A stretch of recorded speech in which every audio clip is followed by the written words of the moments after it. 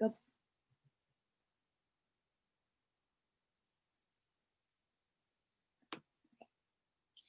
All right. Welcome everyone to today's Pursuant webinar. I see the attendees are all starting to join, so we'll go over a few housekeeping items before we kind of get started with the meat of today's presentation. Today, our topic is embracing digital as more than just a channel. I'm sure, as everyone is aware, we are all hanging out virtually more than we ever have, and it's becoming our new normal. And so our donors and constituents are getting used to that as well. And so we just want to make sure that as we are looking at our digital channels, that we're making sure that we're maximizing that going forward, especially in the year end. Moving on to the next slide.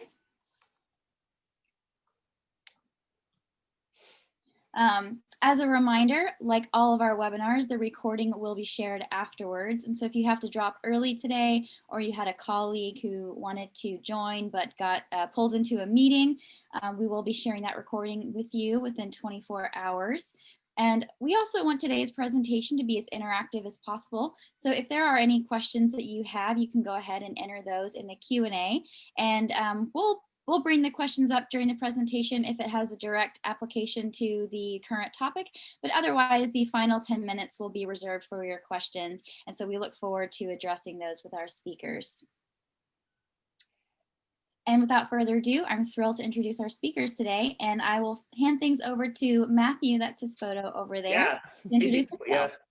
Hello, Kelly. Hey, everyone. Thanks so much for joining. My name is Matthew Mielcarek. I am the Vice President of Insights at Pursuant, and I work with our clients to use data, technology, and research to learn more about the donors and donors we wish would support our organizations.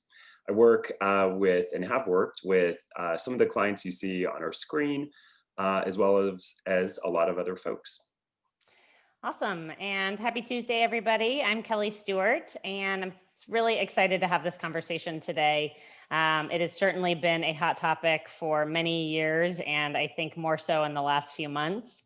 I lead our client solutions efforts, so work with a lot of our existing and prospective clients to figure out what type of solutions they need and why. And you can see some of the great orgs I get to work with: American Cancer Society, Cleveland Clinic, Biblica, Children's Health. It's really amazing to have sort of a general perspective across multiple market segments within the industry, big, small, different types of complexity, all of which we're going to bring into our conversations today. So as we dive in, I want to sort of set expectations. We're going to start by really talking about what is digital transformation, a term that I think we probably at this point have a love-hate relationship with. We're going to talk about some specific things that are relevant for each of your organizations. Again, whether you're big or small, whether you're a ministry or a hospital. We're going to look at some active and proactive things you can do today, things that don't necessarily require a heavy lift or a heavy investment or a reorg, all of which sometimes are synonymous with digital transformation, but aren't always necessary for every element of it. And then finally, we're going to talk through some success that we've seen in other places in case it stimulates some thinking for each of you to apply within your organizations, and some things that you can take away as a little bit of extra something special. So hopefully this is aligned with what you guys are looking for today. And with that, I'm going to go ahead and dive right in. So what is digital transformation? This word cloud was actually created for this topic because these are terms that often come up when we think about digital transformation. And I didn't choose to make challenging that big. It just happened naturally, and I think it's quite fitting. There really has been a lot of discussion, and the term digital transformation has been thrown around in a lot of different ways, and candidly has ended up meaning a number of different things to different people. Some of which have been great, and I think some of which have created a lot of stress, probably some distraction at times where it may not have been ideal. And in other cases, it's really produced some extraordinary breakthrough outcomes for organizations that have been able to achieve meaningful impact as it relates to mission delivery and revenue generation as a result of how they have rethought the transformation of their digital enterprises. So let's start with some real basics, okay? Digital, good old Miriam. I miss the old days where you had a book and you'd open it up and you'd thumb through those extra thin pages to find your definitions. Now you just digitally type it in. And quite a few definitions exist, including fingers, which we'll leave aside for a minute. But what we're really going to focus on today is obviously the electronic sector. And I like this definition because it's actually quite basic. In some ways, it's oversimplified. It's almost generic, and it does give a little bit of significance to why this is so complicated. Because I've seen people talk about digital transformation related to mobile, digital transformation related to web, digital transformation related to other platforms. But at the end of the day, it's all of them. And I think therein lies one of our first issues is around just literally the definition of the first word in the statement of digital transformation is oftentimes something that's a little bit ubiquitous. Transformation is even harder to wrap your arms around. And as you look at some of the definitions that exist out there, it is definitely not false hair in this particular context, but instead what we're going to talk about is the expression of change. And I really like that because it sort of allows it to be a little bit softer in its application. And I also really appreciated that this definition brought in reference to mathematics. Not so much because of its literal application, but I would suggest that's a little bit of a play on things to say it's grounded in data and information and metrics. Which certainly have a close relationship to mathematics. And I think in our particular case, when we think about digital transformation, it really is all of these many parts making some form of change and expression that can be grounded in something measurable. So you can see how we sort of took this literal definition and weaved it together with some things that I think aren't directly spoken but are implied behind the scenes. So with that, I think what's really interesting is that we often think about the commercial sector as having it better than we do in philanthropy. They have more resources, they have more budget, they have more time, they have R&D, all of these great things. Oftentimes, I know I certainly at moments in my career and oftentimes when I'm sitting around the table with a client, will think through if only we had. So I actually started, and the team started by going to some commercial sector organizations to hear how they define digital transformation. And what I found was a lot of different definitions. Some were extremely long and complex, others of which were very short. This one seemed to summarize it pretty clearly. And what I will say is that every single definition I saw had elements that you see in bold. Delivers value to its customers.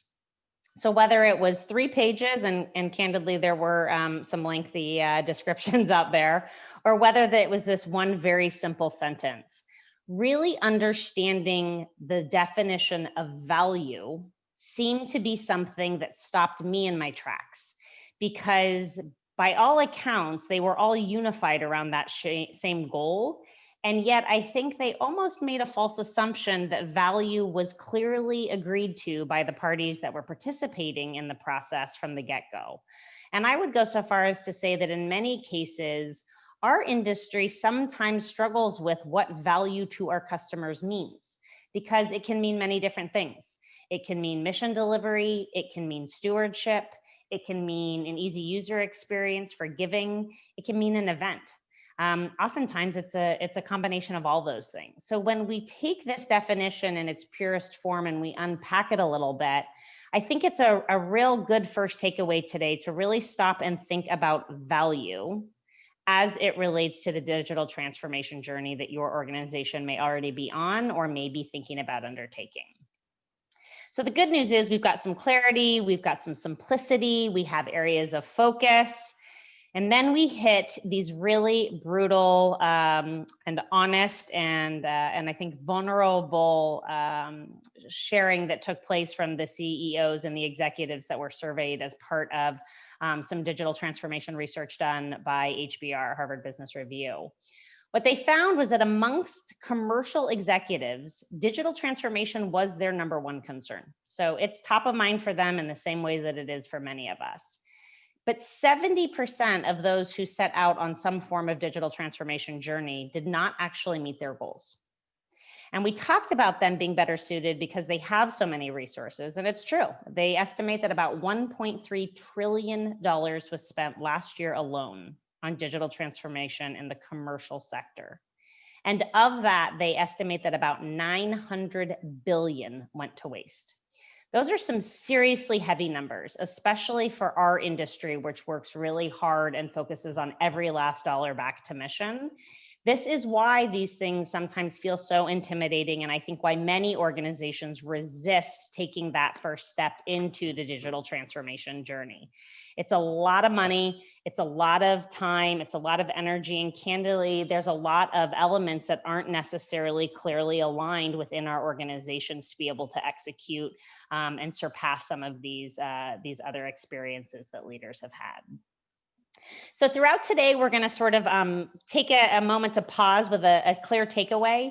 As Leah mentioned, these will be shared after the fact, so you don't have to take pictures if you don't want of the screenshots. We'll share them after. But the first takeaway from really unpacking and thinking through what digital transformation means is to step back and make sure that you and your leadership team, that your staff, that your board, that your volunteers, that any key stakeholders are clearly aligned on what it means to deliver value to your supporters. And if you go through that and hit that answer too quickly, I would encourage you to dig a little deeper, because it probably means that we aren't having the hard conversations that need to be had, because this really is a complicated conversation and topic to think through and talk through. But I think getting centered on that first issue of what is value related to digital transformation within your organization is an important first step that will help you prevent some of the waste and some of the challenges that we certainly have heard about from the commercial sector friends. So with that, I'm going to turn it over to Matthew and invite him to talk through with you what this means now for your organization, assuming you've done the hard work of first defining what value means. Cool. Thanks, Kelley. So practically speaking, the digital transformation that Kelley referred to means different things for different organizations, depending who you are and where you sit. You could be a multi-affiliate federated health organization. You could be a local cultural organization. And transformation can have the promise of amazing benefits, but at the same time, it can have the risk of that substantial disruption to your organization and take you in a direction you don't want to go. So digital transformation can do many of those things, and it means different things based on where you sit. For some organizations, it could be a complete CRM conversion. For others, Kelley talked earlier about mission management and mission tracking. Many organizations might even be in the midst of activating digital transformation by integrating all constituents, whether it's mission delivery and donors. And as Kelley mentioned, many underestimate the true complexity of the process.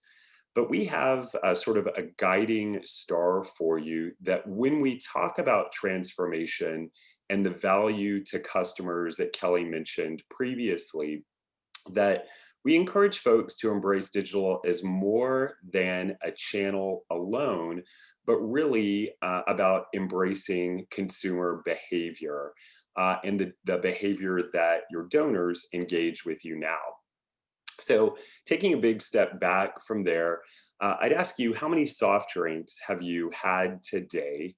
And how has that number of soft drinks that you've drank over the past 10 years changed? If you're like most people, you are probably drinking less, and sales of soft drinks have fallen for over the past 10 years.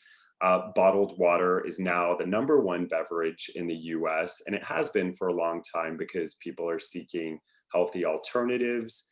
And that's why bottled water became #1, because consumer preference and consumer behaviors have changed. Similarly, I hope that you haven't been to a doctor's waiting room recently, We know that waiting in general is no fun, but in particular today during COVID, more folks are visiting their doctors remotely by telemedicine more than ever before. You're saving time by going to a waiting room. You're saving gas and money, likely by the expense you incurred to get there. And so telemedicine is booming today. For folks like my mom, who it's the first time she's FaceTimed her doctor, she doesn't want to go back to the old way. And post COVID, she's going to be demanding from her doctors, from her providers, hopefully from her insurance company, that she wants these options to persist. And so COVID has really triggered a change in that consumer behavior, a change in digital adoption, not just for the providers, but also on the demand side. Now, my mom is ready and engaged and seeks to engage with her providers remotely and by digitally enabled technology. The same holds true from retail. I think many of us probably abide by these behaviors on our own.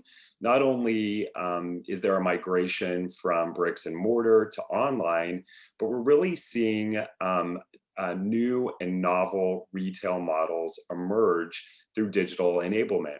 Specifically, I'm talking about subscriptions. If you subscribe to Blue Apron, Dollar Shave Club, maybe Birchbox, those programs have grown substantially year over year for the past 5 years. And people are finding value, that consumer value that Kelley referenced earlier, for a lot of different reasons. Some like that curated, cultivated experience. Some like the automation of being able to set something up and forget it overall. But both those brick and mortar outlets, as well as traditional e-commerce now, are threatened. They're disrupted as consumer behavior and preference changes, and as folks are more open to and adopt this subscription retail model in practice. I'd like to close out and bring it home to our world, the nonprofit space in particular, and ask what fundraising events have you participated in recently? For many of us, early on in the pandemic, sadly the answer was none, not many at all. But as many nonprofits have retooled their program through a digital orientation like Bike MS, that has had a tremendous showing this fall, we know that peer-to-peer programs and events and galas are changing and will be changing. So for many donors who were seeking ways to engage, to volunteer, to fundraise, to participate, frankly, to connect, that they're finding this community with the causes that they choose to support. And so as preferences and consumer behaviors change, nonprofits are standing up with new and novel, innovative solutions. We don't know where those behaviors are going to fundamentally transition to. And so in many cases, we like to think of 2020 as both a year of disruption, but as well as innovation. And so while the answer might not be moving from soda to water as direct a migration, we know that there is opportunity ahead. And we believe that really the answer is continuing to find where consumer preference is and delivering that value to your customers in a way that is meaningful. So the consulting firm McKinsey has reported that in a matter of 8 weeks, really in the midst of pandemic response, that consumer and digital adoption vaulted forward by 5 years. That's pretty insane when you think about it. You felt it at the restaurants, the gyms, the businesses, the churches that you may attend all of them were scrambling to adopt digital strategies to adopt that transformation. And at the same time, consumers as well as donors have changed the ways that they want to be served. And they have an increased willingness to engage through digital channels. And so, just as in the commercial examples that we shared earlier, there are lessons for nonprofit organizations. Those commercial organizations are clear on the product that they're selling. It's very defined in terms of what a consumer can connect and get as part of that value proposition. Those businesses are also attuned to societal trends. So if we look, for instance, following the stock market and the stocks of the winners through the pandemic, many of them are aligned to these digital trends and consumer sentiment through this tough year. Those businesses are also curious about consumer motivation.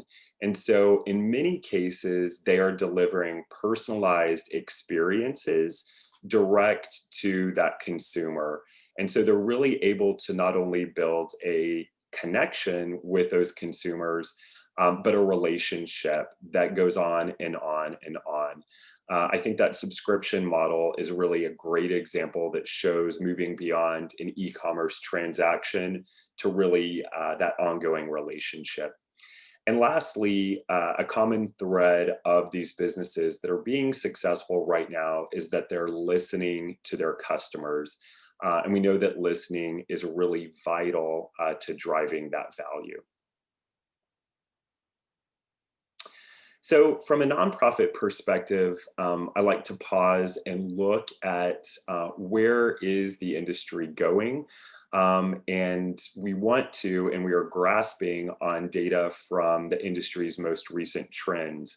I just attended Blackbaud's Donor Centric's Q2 call. I think it was just last week. And this was some of the earliest insight we saw across the industry for Q2 performance. In many of the key metrics that we have tracked as an industry from a long-term perspective have been upended, have been disrupted, and really in intriguing ways.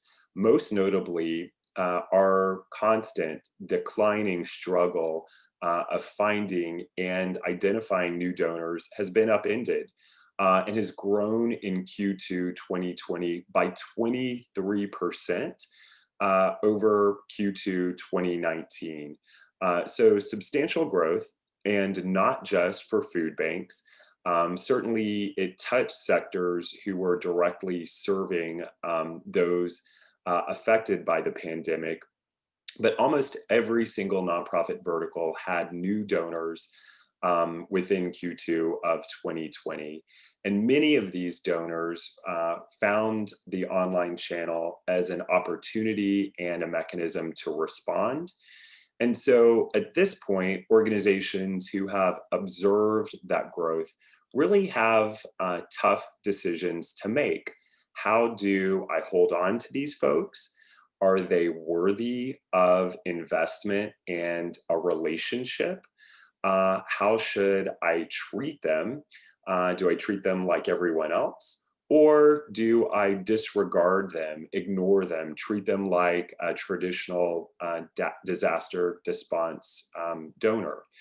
I'd also add that acquisition this year has fundamentally been upended from traditional programs that may have been more reliable, and the donors that you acquired, you knew who they were, you know where you acquired them from. And so you had the ability to begin and engage a relationship with them. So big questions there, and our key takeaway and our key thought and our key idea here is that nonprofits need to fundamentally understand their consumer, their donor, like many of the businesses that are thriving are, by understanding their motivation, who they are, why they gave, and recognizing whether that is similar or different to the existing donors on your file. When you have an understanding of who those new donors are, we can then decide what the strategies are for re-engagement, for upgrading, and for retention. So make sure you find out who they are, what that motivation is, so that you can then continue to build a program to engage them and leverage those new donors that are onto your file. I could listen to Matthew talk about this stuff all day long. And for those of you on the phone who have not had the pleasure of working with Matthew, you are missing out. So consider thinking through that. But I think the things you share, Matthew, are so helpful because they weave in the various benchmarks, the various internal things that we're navigating, and ultimately, Matthew often introduces himself in meetings as representing the voice of the donor, which I really love because all of us, for the most part, we're called to do this work for some sense of connection to the missions that we serve. And at the end of the day, those missions are about our motivation, and our motivation is tied to the individual's motivation and connection to that mission. And so bringing them back as the hero into the room and the center point, it's there passively every day, but sometimes it really does help to have a physical person in the room reminding us to do that. So thank you, Matthew, for walking us through both that industry insight as well as the sort of societal changes. So what can we do now? There is lots going on. There are certainly quite a bit of elements that we're navigating, and we're going to talk a little bit about budget cuts and reductions in staff, reorgs, reprioritization. I don't have to tell anyone here we're navigating a health crisis globally. We are in the midst of a very polarizing election season that is affecting a lot of our missions, a lot of our staff, and a lot of our thinking. We certainly have uncertainty around economy. And candidly, not one of our missions has become less relevant today than it was 6 months or a year ago. I would actually suggest that our missions are more important than ever. And in a conversation with someone last week, they said, it was actually a lovely moment. I was having one of those days where I was feeling a little down and out about what we were all navigating. And they said, we were born for this. And I really love that energy and that passion because as philanthropists, this is what we do every day. We cure disease, we solve for poverty, we help educate, we distribute prayer. So at the end of the day, we were built for moments in history like this when there is so much uncertainty around us. So hopefully with that little reminder that we can do this and that little shot of adrenaline, what are some things to do first and foremost? I think what's interesting is just to start with the basics. Digital transformation is happening. It doesn't require you to form a committee. It doesn't require you to identify budget. It doesn't require you to go through the macerations of actually naming it. It's happening, whether we like it or not, whether we're prepared for it or not, whether we're responding to it or not. I really appreciate the way that Matthew and others bring consumer trends into our conversations because I think we sometimes underestimate the influence they have on donor expectation. And I think as a result, we sometimes are a little bit delayed in our ability to incorporate some of those trends into the way that we're delivering service and experience. So with that, I really would encourage organizations and leaders and teams, no matter what level you are, no matter what type of mission you serve, to take that moment of acceptance that things are changing. And, I can remember back in the day where there was a lot of conversation about whether or not a page was mobile optimized.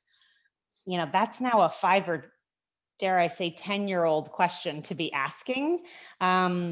We're now asking different questions, right? We're asking questions about how we're using text. We're asking questions about virtual experience. We're asking questions around how we're reporting, and we're going to talk through some of those elements. But it is here, it is happening. And so in that, it's really to make less of a distinction of whether you're going to or not going to participate in digital transformation, and instead to think about how digital transformation applies to your mission, to your organization, to your constituency. There is no question that some organizations are disproportionately impacted by digital transformation, and others are going to get a little bit more time on their side around it. But either way, it's great to, again, just sort of ground yourself in what it is and what it means for your organization. And then from there, you can maybe start to consider forming some committees and finding some budget and things of that nature. The second thing has sort of a new one. We are not experiencing digital transformation because of COVID. And while I think I went back and forth with the team as we were talking through this, whether that was stating the obvious or stating something insightful.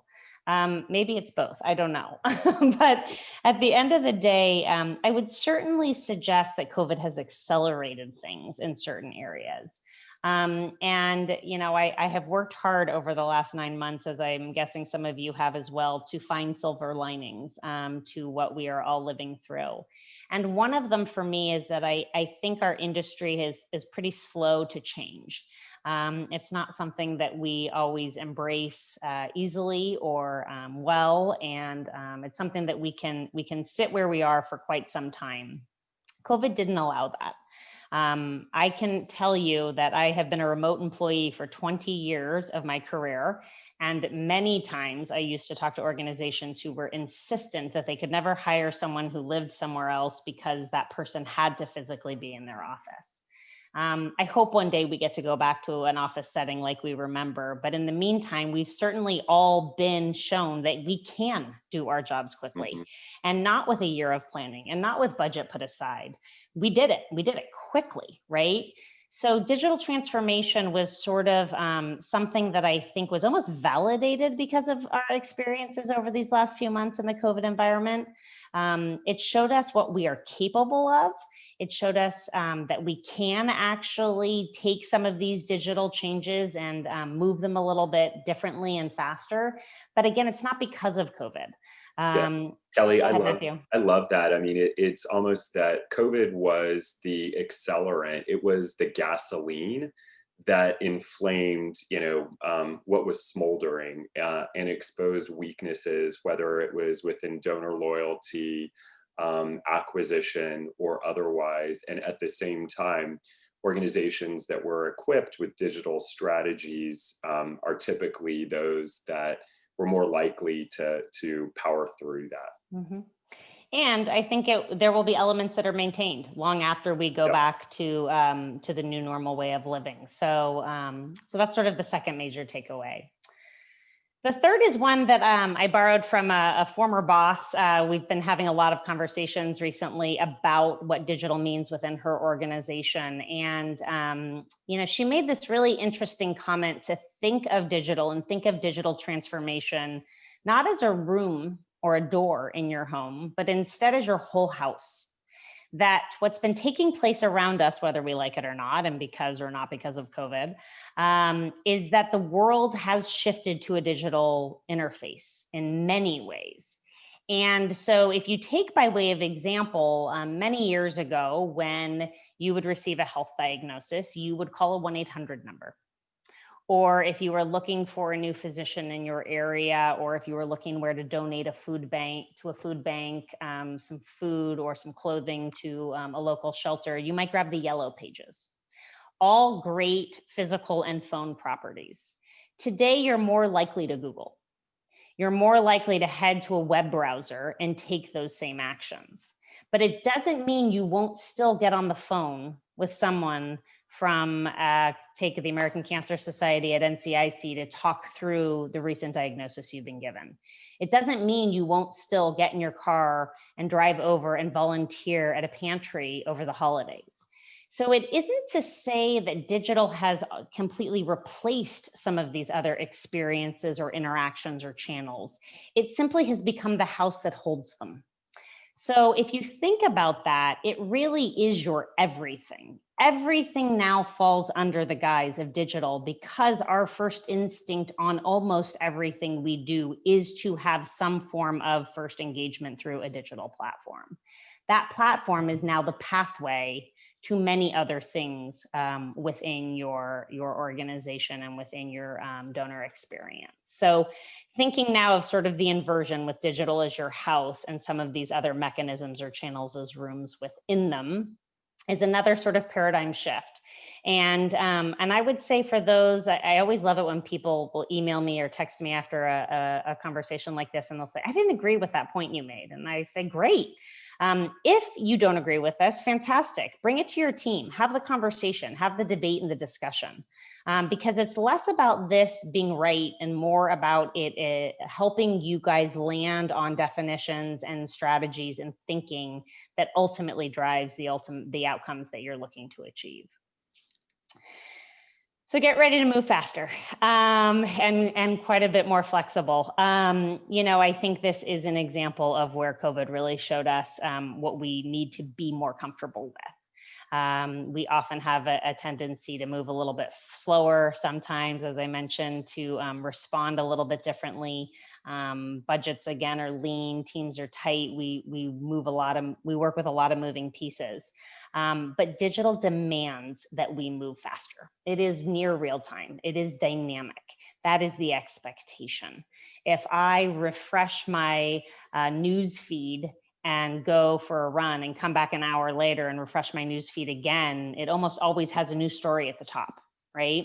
So the application here is usually operational.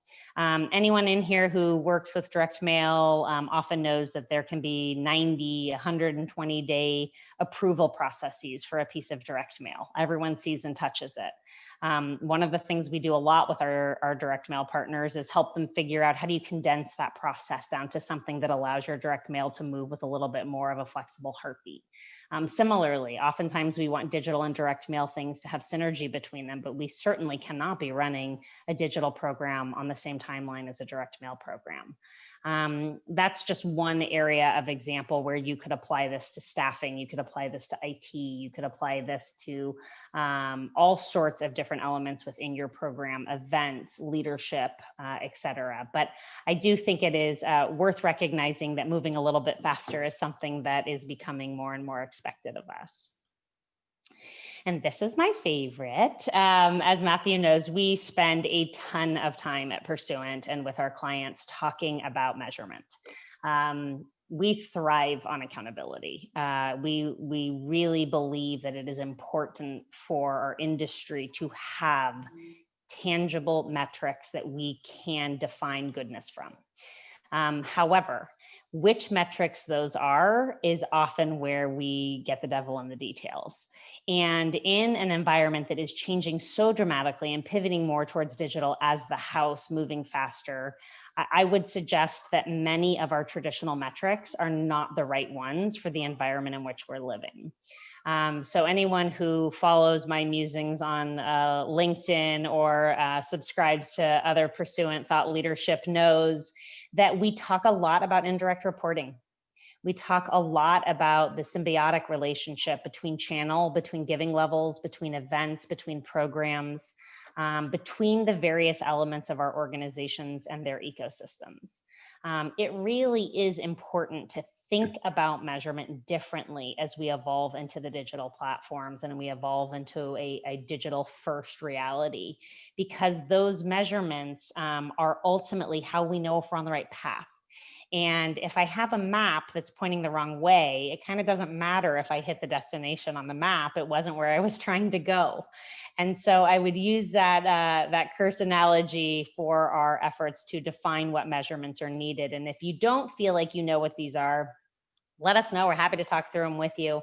But I would say first and foremost, indirect and correlated activity is probably one of the best places to start. Not to be underestimated as well, the little paren below, and be rewarded. Our staff then needs to be gold and measured on these outcomes, which sometimes is really hard because then we're starting to get into cultural change, which is not always easy. but really making sure that our areas of measurement align with how we are celebrating within our organizations, how we're recognizing people for accomplishments, how we're writing business objectives and employee goals is an important piece of that as well. And sometimes that means you're celebrating them for teeing up something or someone in another department in another area. And that is something that I think some of us are going to need a moment to get a little bit more comfortable with.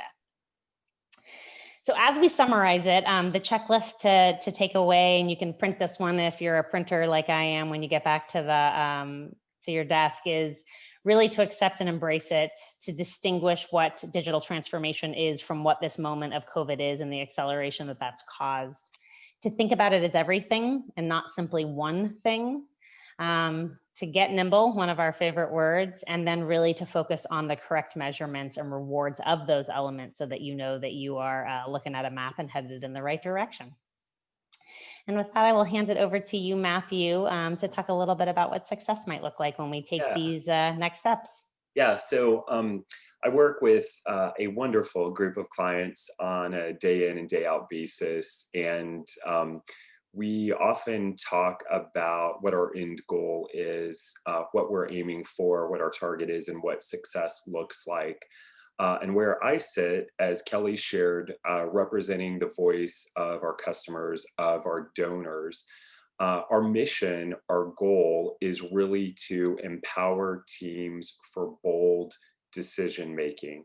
And I think that we would all agree that 2020 was the year for bold decision making, whether we accepted it or not. And so I want to show you a path that we've taken with many of our customers and that you can take to support your own bold decision making. We move sort of from the left, analysis, to insights, to application. A question that we had and that we have very often with our clients is, we have very limited resources, very limited time to move. What should we do? And frequently we get the question of, should we invest? Is it more important to invest in a mid-level program or a monthly giving program, for instance, for example? And so this approach really can apply to any strategic decision that you're making around digital transformation.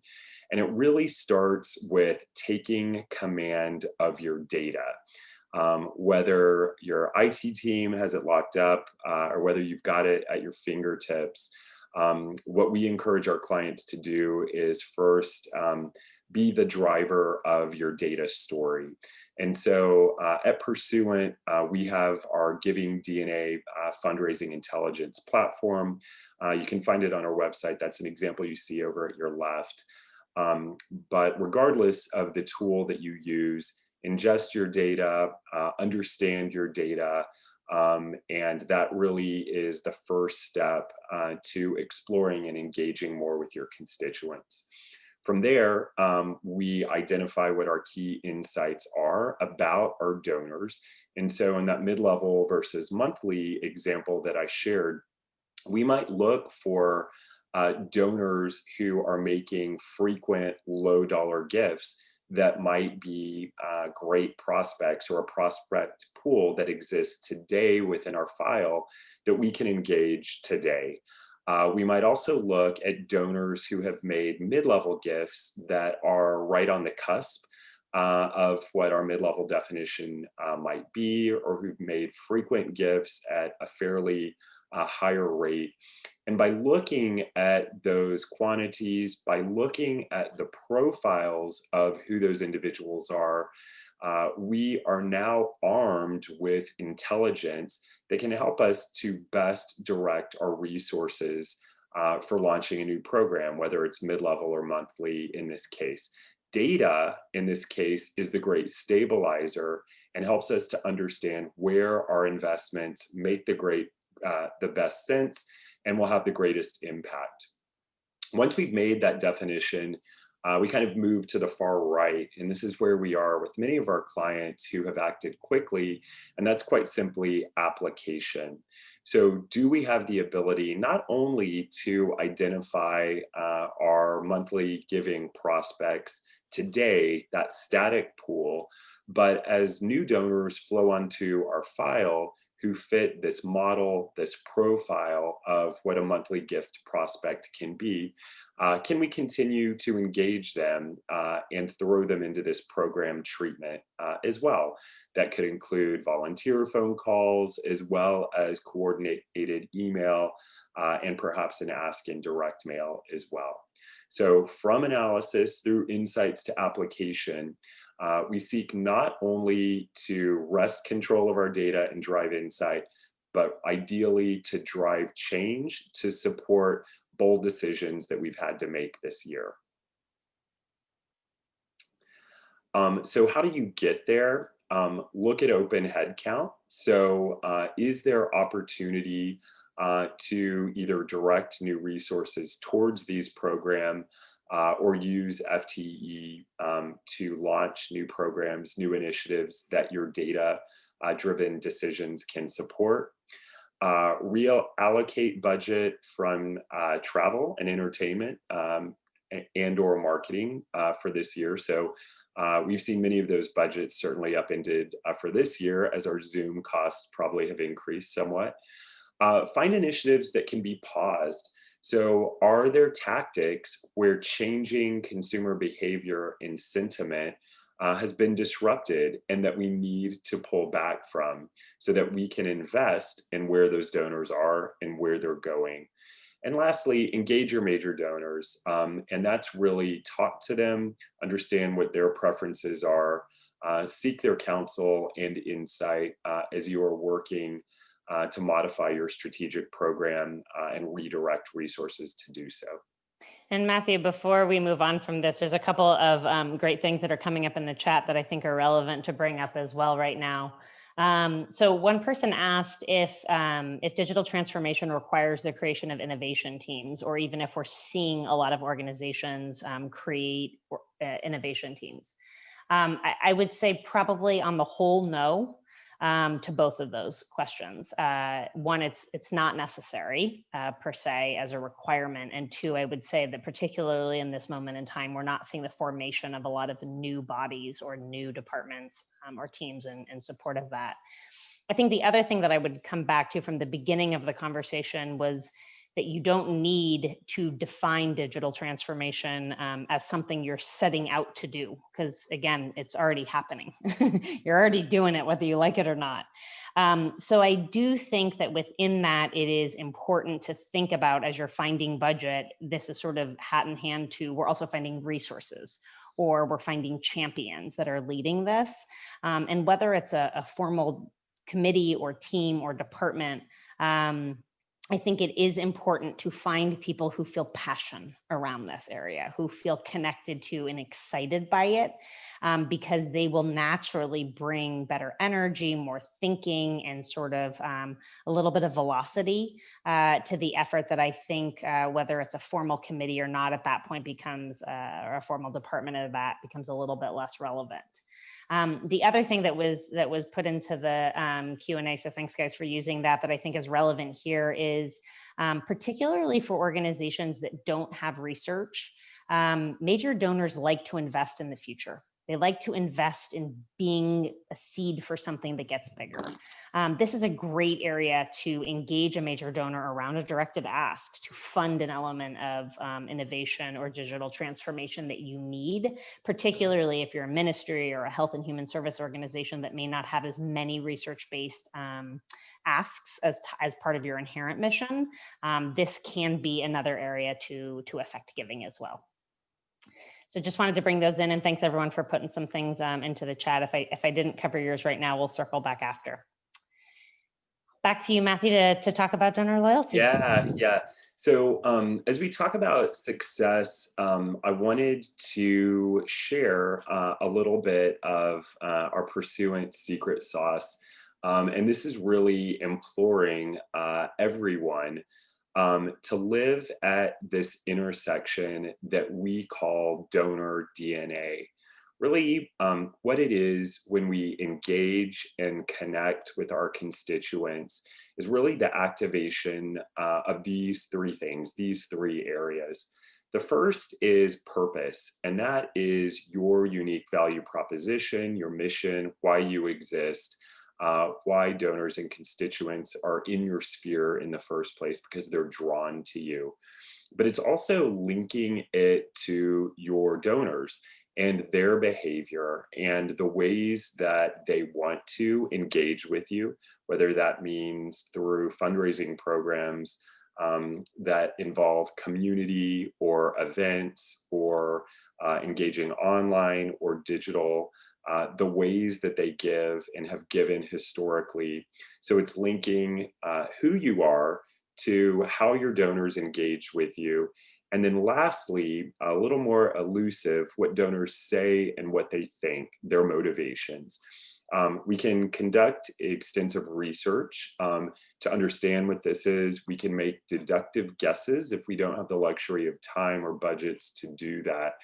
But as we are seeking success from an annual basis to a program basis to even that next appeal that you're sending, Pursuant really strives to engage at this intersection that really links all of these things to really talk to and connect with donors and then inspire them to give more, and ultimately for you to build a lifelong relationship with them. I'll lastly close with one thing that is really about why Pursuant exists and so much of what we do. And I'd say it's more relevant today and now than ever. And that's that we believe that the act of giving is what makes humans human. When we give and the people who give, it truly reveals the best in humanity. We know that we live in turbulent times. There's a lot of divisions. We often feel like we are facing an existential threat. And so we believe that the work that we do, the ways that we engage with our clients, and the ways that they engage with their donors are a positive force in this world. And that we're transforming humans and humanity in doing so. So thanks for being part of our discussion today. One last takeaway related to thinking about success and really the force of digital transformation that is touching all of us is that we think of it as wind. You don't always see it, but you can feel it, and it affects people in different ways. Sometimes it's pushing against you, it feels in conflict, but sometimes it's propelling you at your back and helping you go faster. And so we recognize and acknowledge that it's a powerful force in both cases. And we're encouraging and hopeful that you're able to leverage it and make sense of it in the months and the new year ahead. Awesome. So what if you guys want something more? So a couple quick things. First of all, there are quite a few folks that are clients and organizations we get to serve on our call today. And I want to thank you guys because the folks we work with, both the humans, the data sets, the missions, the volunteers are really a big part of how we think and how we evolve some of the thought leadership that we put together. So thank you for your direct and indirect contributions to this. And I hope others have found it valuable as well. If you're someone who attends a lot of our webinars, downloads a lot of our papers, or found some things today as being important and valuable to the work that you're setting out to do, first and foremost, the sort of most straightforward way that we go about serving organizations with this work is something called an FSA. It stands for Fundraising Strategy Assessment. It's a very lightweight sort of introductory approach to helping you get through that continuum that Matthew shared of where you are versus where you need to be. So by all means, if you want to visit and read about it, if you want to reach out to Matthew and I, this is usually where we start. From there, there's certainly, for those that aren't familiar, Pursuant serves across the full spectrum of giving, both channel, giving level, analytics, direct mail, et cetera.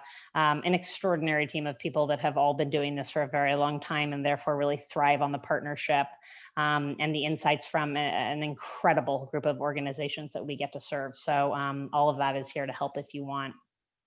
Matthew and I are also both available if people want to have conversations, dig a little deeper into things. Matthew and I and all of us would be remiss if we did not put in a little plug this week for if you are legally allowed to vote, please make sure you are out there getting a plan and putting it together and doing that work because we really are in an extraordinary moment in history as an industry.